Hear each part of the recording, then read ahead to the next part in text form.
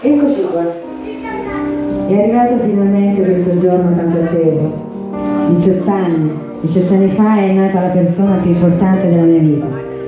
La persona a cui dedicavo il mio amore. E grazie a Dio per avermi regalato te. Oggi hai 18 anni, sei ufficialmente un uomo. Finora la vita è stata una semplice passeggiata. Adesso la vita sarà una corsa faticosa da affrontare ogni giorno. Mi raccomando, testa sulle spalle, amore mio. Ti auguro di realizzare tutti i tuoi sogni e di essere sempre spensierato come lo sei ora. Oggi è proprio un giorno speciale. Il festeggiato sei proprio tu. Il mio piccolo grande uomo, il mio piccolo grande amore. Un bambino diventato grande e solo grazie a te ho superato ogni difficoltà. È per te che mi sono rialzata ogni volta che cadevo.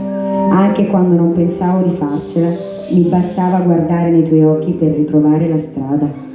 Insieme ne abbiamo passate tante, eh sì.